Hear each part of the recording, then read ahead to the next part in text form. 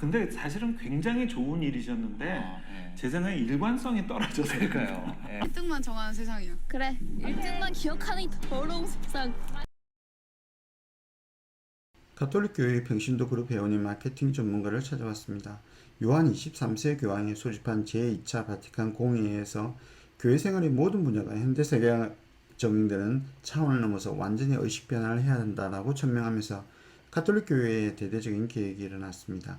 교회의 자각, 신앙의 자유, 종교와 정치의 역할 찾기, 개신교 포용, 다른 종교와의 대화 등 계획 정책 때문에 오히려 가톨릭 신도들이 교회를 떠났습니다. 성직자와 수녀, 신도의 숫자도 줄어들었습니다. 현대사회에서 가톨릭 교회의 역할은 무엇입니까? 라는 질문에 신보, 주교, 평신도가 각각 다른 대답을 내놓았습니다. 신앙심 깊은 신도들이 전문가를 찾아서 포지셔닝을 해달라고 요청했습니다. 저는 포지셔닝이 마케팅이나 광고 전문가들이 사용하는 용어인 줄 알았습니다. 종교단체에서도 이것이 필요할 것이라고는 상상도 못했습니다. 도대체 포지셔닝이 무엇인지 궁금증이 더해졌습니다. 저는 포지셔닝이라는 단어를 아무 생각 없이 너무 쉽게 써왔습니다. 저는 나의 포지셔닝이라는 것은 나의 위치 잡기라는 뜻으로 이해하고 있었습니다. 내가 어떤 위치를 잡고 있어야 다른 사람에게 잘 알려지겠는가 하는 것으로 알고 있었습니다. 틀렸습니다. 잭 트라우트와 앨리스는 잠재 고객의 마인드에 해당 상품의 위치를 잡아주는 것이다 라고 정의합니다. 생각의 차이는 분명합니다. 저는 내 안에서 포지셔닝을 생각했고 저자들은 잠재 고객의 마인드에 내가 어떻게 자리 잡고 있느냐를 보는 것입니다. 나를 브랜딩하기 위해서는 내가 되고 싶은 내가 아니라 고객이 원하는 내가 되어야 합니다.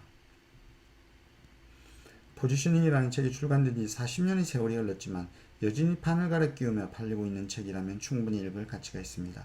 세계적 베스트셀러인 포지셔닝에서 저자는 포지셔닝의 전략에 대해 예를 들어가며 설명해 줍니다. 고객의 마인드에 자리를 잡는 방법, 선도의 포지셔닝과 추격자의 포지셔닝은 어떻게 달라야 하는지, 왜 달라야 하는지 명쾌하게 설명합니다. 저자들은 광고 마케팅 대행사를 운영하면서 직접 기업들의 광고 전략을 짜준 경험이 있어서 현장의 목소리가 생생합니다. 비록 40년 전의 통계와 에피소드라고 하지만 그들이 만든 법칙은 여전히 유효하고 어떤 점에서는 더 강화된 것처럼 보입니다. 브랜드보이라는 유튜버는 이 책을 100번 넘게 읽었다고 합니다. 왜 100번을 읽었는지 이해됩니다.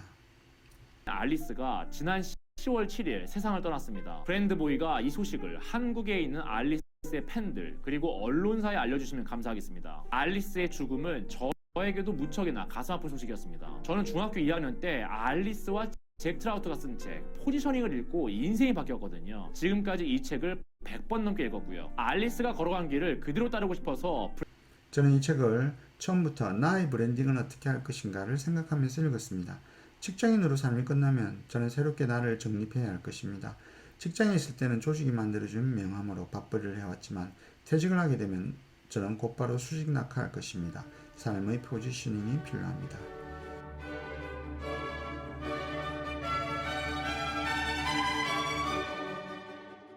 저자는 포지셔닝을 잠재 고객의 마인드에 자기 자신을 차별화하는 방식이라고 했습니다.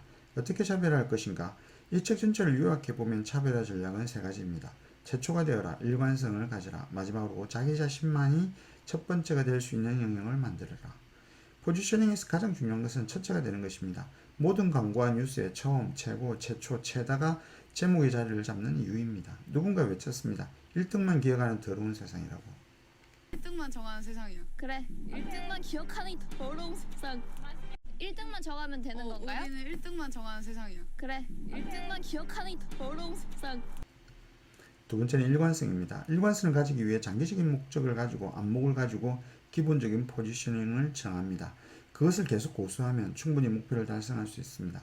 저자들은 세븐업의 예를 듭니다. 비콜라 시장에서 세븐업은 코카콜라, 펩시 다음으로 세 번째 음료로 굳건하게 자리를 잡혔습니다. 세븐업은 새로운 광고를 내놓았습니다. 미국은 이제 세븐업 쪽으로 얼굴을 돌리고 있다라는 광고로 일관성을 잃어버리면서 스프라이트의 절반 정도에 해당하는 시장 점유율을 보이게 되었다고 합니다.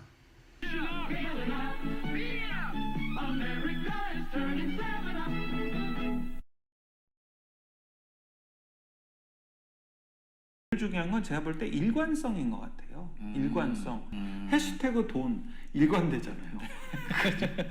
그래서 해시태그 뒤에 다는 자기의 일관성 있는 이미지, 일관성 있는 아이덴티티를 먼저 만드는 게 제일 중요해요. 제가 그 작년 말에 연말에 또 좋은 일 한다고 한 2천만 원 기부했었거든요. 네. 근데 그 영상 올렸었어요. 네. 그 영상이 구독자 마이너스예요. 어. 구독 취소. 아 진짜. 네, 저 네. 그렇게 하면 사람들이 더 좋아할 거라고 생각을 해서 그걸 해봤거든요. 그래가지고 아 근데 사실은 굉장히 좋은 일이셨는데 네. 제 생각에 일관성이 떨어져서 그러니까요. 예. 마지막은 자기 자신만의 영역을 찾아서 포지셔닝하는 것입니다. 대서양을 비행기로 처음 횡단한 사람은 찰스 린드버그였습니다. 그는 세계적으로 유명한 인사가 되었지만 세 번째로 횡단한 에밀리아 에하트는 아무도 기억해주지 않았습니다. 하지만 그녀는 대서양을 횡단한 최초의 여성 비행사로 포지셔닝을 하고 타임지의 표지 모델이 되었습니다.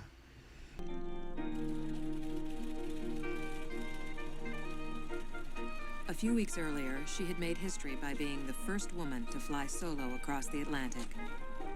Now she was a superstar, and her every move fascinated the public. Yesterday I hopped off from Los Angeles about noontime and landed in Newark this morning after a non-stop transcontinental trip. Amelia Earhart was a legend, the first modern American heroine, adored because she was daring and successful in a man's world, and because she was magnificently promoted in the press and newsreels of the time. 가톨릭 교회의 포지셔닝은 성공적으로 끝났을까요? 제자들은 가톨릭 교회의 역할을 성경에서 찾았습니다. 교회는 말씀을 가르치는 스승이라는 포지셔닝에 맞춰 가장 먼저 할 일은 설교자를 훈련하는 것이었습니다. 제자들은 그 외에 교회의 역할을 중심으로 구성된 갖가지 프로그램을 마련하여 제시하였습니다. 그렇지만 주교들은 마케팅 전문가의 관여를 반대하였으며 해결책이 너무 간단 명료하다는 이유로 받아들이기를 거부했다고 합니다. 결론은 아무 일도 일어나지 않았습니다. 이 책을 덮으면서 제가 내린 결론은 두 가지입니다. 첫 번째는 아무리 좋은 해법을 제시한다 해도 결국은 실천하지 않으면 아무 소용이 없다는 것입니다. 로또를 사지 않고 복권에 당첨되기를 바랄 수는 없습니다. 저는 이 책을 읽고 저만의 포지셔닝 방법을 찾았습니다. 바로 일관성이라는 두 번째 결론입니다. 첫 번째가 될 수 있는 영역을 개척할 수도 없는 제가 선택할 수 있는 길은 일관성을 가지고 꾸준히 하는 수밖에 없습니다. 계속 읽고 쓰겠습니다. 이상으로 마케팅 분야의 바이블로 포지셔닝한 포지셔닝 책 소개를 마칩니다. 좋아요와 구독도 부탁드립니다.